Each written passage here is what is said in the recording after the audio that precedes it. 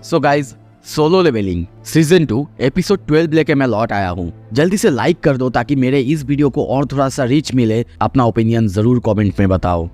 पिछले एपिसोड में हमने देखा था कागलागान से फाइट करने के बाद, उसे हराने के बाद संग जिनबू को लेके बू जिनचुल बाहर आ जाता है। अब वो अपना री इवेल्यूशन कराने के लिए हंटर एसोसिएशन के बाहर आता है, पर वहाँ पे बहुत सारे रिपोर्टर्स थे। अब आगे एपिसोड के शुरू में हम देखते हैं इतने सारे रिपोर्टर्स को देख के जिनबू को समझ नहीं आ रहा था आखिर वो लोग यहाँ पे क्यों आए हैं। क्या उनको पहले ही खबर मिल चुका था? पर नहीं, ऐसा तो नहीं होना चाहिए। तभी देखते हैं वो धीरे धीरे उन सब के बीच में से अंदर जाने लगता है, पर तभी हंटर एसोसिएशन के अंदर जाता वहाँ पे वही गार्ड यानी ली मिनसियांग का गार्ड उसे रोक लेता है और कहता है, ए कौन हो तुम? क्या तुमने इतने सारे रिपोर्टर्स को नहीं देखा? यहाँ से जल्दी से चले जाओ। जिन कहता है, वेल मेरा एक अपॉइंटमेंट है, पर वो बंदा मानने के लिए राजी नहीं था। दूसरी तरफ ली मिनसियांग उसे देख के सोचता है, अरे ये मोरान आखिर कौन है? आई विश सिक्योरिटी गार्ड्स इसे लात मार के बाहर फेंक दे। पर तभी पीछे से आवाज आता है, किसने कहा ये अंदर नहीं आ सकता? तभी वो लोग चौंकते हुए पीछे देखते हैं। हम लोग मिस्टर गो गुनही को देखते हैं। वो कहता है, ये यंग मैन मेरा गेस्ट है। और मिस्टर ली, आई होप कि आपको पता होगा आपको किसने परमिशन दी हंटर एसोसिएशन के सामने प्रेस कॉन्फ्रेंस रखने की। उसे देखते ही ली जैसे कि चुप हो जाता है। दूसरी तरफ तभी वो संग जिनबू को लेके बाहर से अंदर चले जाते हैं, जो देख के ली जैसे कि मान ही नहीं पाता, जलने लगता है। बाकी सारे रिपोर्टर्स सब हैरान हो चुके हैं कि ये बंदा आखिर कौन है जिसे खुद हंटर एसोसिएशन के चेयरपर्सन गो गुनही ले जा रहे हैं। ली मिनसियांग गुस्से में कहता है, कैसे उसने मेरे शो को ही बर्बाद कर दिया।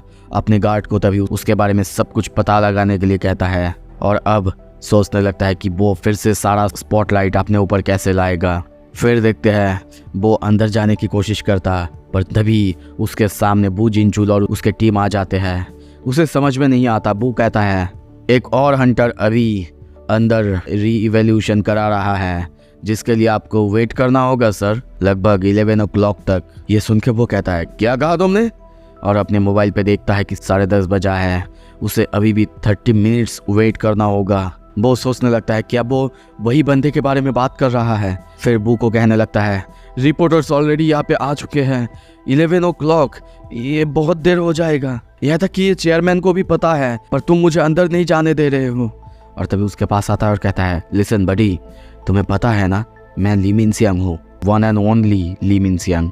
पर वो जैसे कि कोई भी बात मानने के लिए राजी ही नहीं है। वो अपनी ही बातों पे अड़ा हुआ है। 11 o'clock तभी उसे जाने देगा।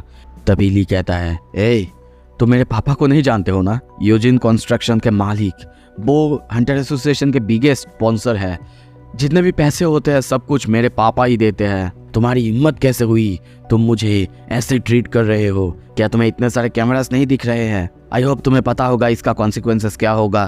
पर उसके इतने सब कुछ कहने के बाद भी बू जिनचुल मानने के लिए राजी नहीं था। और तभी हम देखते हैं वो गुस्से में उसके ऊपर चिल्लाने लगता है और जवाब देने के लिए कहता है कि क्यों, आखिर वो हंटर कौन था जिसके वजह से वो लोग उसे जाने नहीं दे रहे हैं। पर तभी बू जिनचुल अपना चश्मा उतारते हुए गुस्से में कहता है, अगर मैंने तुम्हारे सवालों का जवाब दे दिया, क्या तुम उसके कॉन्सिक्वेंसेस को हैंडल कर पाओगे? मिस्टर ली उसे इतने गुस्से में देख के वो डर जाता है। तभी सीन शिफ्ट होता है। हम देखते हैं संग जिनबू और मिस्टर गो गुनही वो अंदर आ रहे हैं। वहीं पे हम 2 एस रैंक हंटर बिएक येनहो और सोई जोंग उन दोनों को उनके सामने झुके हुए देखते हैं। मिस्टर चेयरमैन उन दोनों को देख के कहते हैं, ये लोग लगभग 1 घंटे से वेट कर रहे हैं। तुम्हें पता है 2 साल हो चुके हैं पिछले एस रैंक हंटर को आए हुए, और उसके भी अलावा इन दोनों ने तुम्हारी ताकत को देखा है और तुम्हें अपने गिल्ड में शामिल करने के लिए जैसे कि मर रहे हैं। तभी वो लोग अंदर आ जाते हैं। वहीं पे एक बंदा उसे देखते ही कहता है, सर आपके री इवेल्यूशन को करने के लिए पहले हमें चेक करना होगा आपके स्किल कौन से कैटेगरी में आते हैं, आप कौन से क्लास में हो, वैसे आप क्या कर सकते हो सर। तभी देखते हैं जिनबू अपना एक शैडो बाहर निकालता है, जो देख के पहले तो दोनों चौंकते हैं, पर मिस्टर गो गुनही वो उसकी तरफ देख के हंसते हुए कहता है, मिस्टर संग मुझे नहीं लगता कि आप सिर्फ इतना ही कर सकते हैं। ये सुन के जिनबू सोचता है, अब लगता है मेरे पास कोई रास्ता नहीं है। और तभी वो अपने बहुत सारे शैडो सोल्जर्स को एक साथ बाहर निकालता है। इतने सारे शैडो सोल्जर्स और उन लोगों की माना और पावर को देख के मिस्टर गोगुनी, बिएकिएनो, सोईजोंग सब कोई बहुत हैरान हो चुके हैं। वहीं पे हाईऑक्स के साथ बहुत सारे शैडोज को एक साथ देखते हैं। जिन्बो कहता है मैं लगभग और 100 बीस्ट को ऐसे समन कर सकता हूँ। ये सुन के वो बंदा कहता है कि क्या क्या क्या कहा और 100 इम्पॉसिबल, इसके पास तो इनसेन मैजिक कैपेबिलिटीज है। तो ये है असली संग जिन्बो। वैसे मैंने पहले जब इसे देखा था तब तो ये इतना ताकतवर नहीं था। मैं तो इसकी ताकत से जैसे ओवर पावर हुआ जा रहा हूँ। संग जिन्बो को देखते हैं वो अपनी कार्ड को लेकर बाहर आने लगता है और उसे देख के बिएकिनो उसे बुलाता है। पर संग जिन्बो कहता है सॉरी, मेरे पास थोड़े से अनफिनिश्ड काम बाकी है, मैं फिर कभी मिलूंगा। वो बाहर जाने लगता है पर तभी भी एक कहता है मैं अगर तुम्हारी जगह पे होता मैं ऐसा बिल्कुल नहीं करता। ये बात जिन्बो को समझ नहीं आता। वो सोचता है क्या वो लोग मुझे इतना ज्यादा ऑफर करने वाले थे कि मैं बाद में रिग्रेट करूंगा। पर तभी जब वो दरवाजा खोल के बाहर आता है सामने सब कुछ बदल चुका था। सारे कैमरा, सारे फ्लैशलाइट जैसे कि उसके लिए ये वेट कर रहे थे, सभी उसके फोटोज खींचने लगते हैं। अब हम देखते हैं उसका न्यूज चारों तरफ फैल चुका है। जिन्हा की दोस्त उसे बताती है जिन्हा ये तुम्हारे भाई है ना, देखो तुम्हारे भाई टीवी पे आ चुकी है। जिन्हा कहती है क्या कहा तुमने, टीवी पे? जिन्बो सीन शिफ्ट होता है। हमें 10 मिनट पहले की कहानी दिखाया जाता है। हम देखते हैं बाहर ली मिनसियांग अपनी पढ़ाई करे जा रहा था। सबको बताया जा रहा था अगर उसे ए रैंक जैसा एक लो रैंक भी मिलता है तो भी वो लोगों की मदद करे जाएगा। वो वादा करता है कि वो अपना पोजीशन, अपना एक्टिंग करियर सब कुछ छोड़ देगा। सारे लोग अब उसकी ये सारे बातें सुन के फोटोज खींचने लगते हैं और वो सोचता है हाँ बिल्कुल मुझे अटेंशन दो, सारे कैमरास मेरी तरफ रखो। मैं the one and only Lee Minsiang, Asia का ग्रेटेस्ट मूवी स्टार, अपनी रिटायरमेंट अनाउंस करता है। पर तभी इविल स्माइल देते हुए सोचता है ऑफ कोर्स ये सब कुछ एक बहुत बहुत बड़ी झूठ है। मैंने अपने आप की रैंक ऑलरेडी माप ली है और मैं एक ए रैंक का हंटर हूँ। बस 2 साल के लिए मुझे मिलियंस या फिर उससे भी ज़्यादा पैसा मिलेंगे लोगों की मदद करने के लिए, और उसके बाद मैंडेटरी मिलिट्री सर्विस। पब्लिक की अटेंशन पूरी तरह से डाइवर्ट हो जाएगा। वो और कुछ सोचता पर तभी एक बंदा कहता है क्या एक एस रैंक हंटर? ये क्या तुम्हें हंटर एसोसिएशन से कॉल आया था? सारे हंटर्स को अब ये खबर लग चुका है। यह तक कि हंटर एसोसिएशन के वेबसाइट पे भी अपडेट हो चुका है। संग जिन्बो एस रैंक हंटर बन चुका है, कोरिया का 10th एस रैंक हंटर। ये न्यूज़ सुनते ही कौन पहले ये न्यूज़ कवर करेगा इसका रेस लग जाता है। सब अब समझ जाते हैं इतना सब कुछ ये ली मिनसियांग के लिए नहीं बल्कि उस नए एस रैंक के लिए है। ली मिनसियांग को कुछ भी समझ में नहीं आता। अब सब कोई दरवाजे के पास खड़े हो जाते हैं ताकि संग जिन्बो का एक झलक मिल सके। पीछे अब ली मिनसियांग गिरा हुआ है, उसे कुछ भी समझ में नहीं आ रहा था। क्या एक एस रैंक हंटर? वो एक रिपोर्टर को बुलाता है पर वो कहता है मिस्टर ली मैं आपको बाद में कॉल करता हूँ, ठीक है? और तभी फोन पे किसी को कहता है बिल्कुल कोरिया का 10th एस रैंक हंटर आ चुका है। कल के सारे हेडलाइन पे यही लिखो, from loser to hero, the remarkable rise of an E rank hunter to an S rank hunter. अब प्रेजेंट में हम देखते हैं सारे कैमरे सब कुछ जिन्बो के सामने। जिन्बो समझ नहीं पा रहा था ये क्या है। अब ये सब न्यूज़ सब लोग देख रहे हैं। उसकी माइनिंग टीम के लीडर वो देख के कहता है क्या संग जिन्बो न्यूज़ पे है? वही बंदा जो कि जिन्बो से चीरता था वो कहता है मुझे पता है देखो उसने कुछ गड़बड़ ज़रूर किया होगा। पर तभी सबको बताया जाता है कोरिया का 10th एस रैंक हंटर संग जिन्बो वो अपेयर हो चुका है और ये देखते ही वो लोग उसकी तरफ देखने लगते हैं।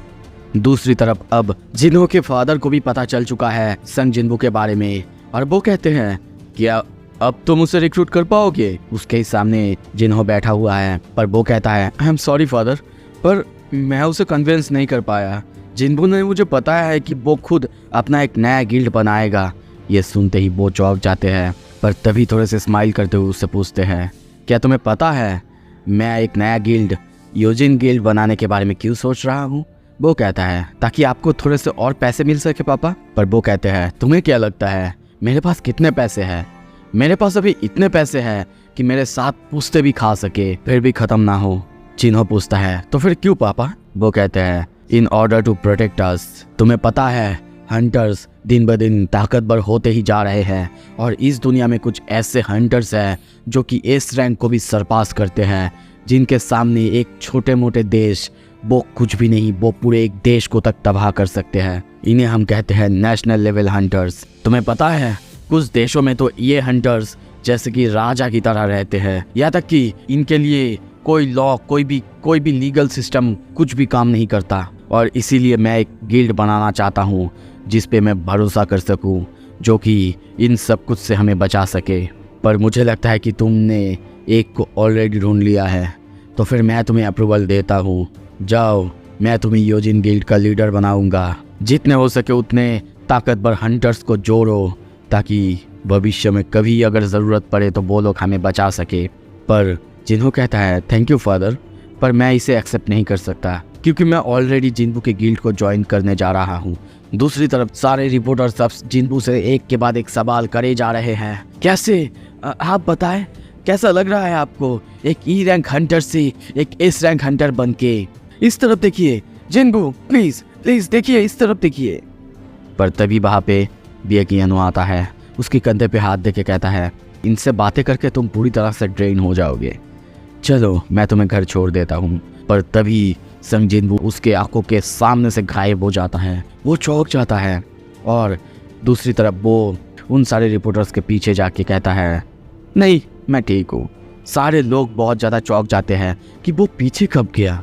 दूसरी तरफ बिएकियानो वो भी बहुत हैरान हो चुका है। पीछे से सोई जोंग वो कहता है मिस्टर बिएक क्या हुआ आपको? पर मिस्टर बिएक वो पूरी तरह से चौंक चुके हैं। उसकी आंखों को हम ग्लो होते हुए देखते हैं। वो सोचता है वो फास्ट है, बहुत फास्ट है, यहाँ तक कि मेरी आंखें तक उसे देख नहीं पाई।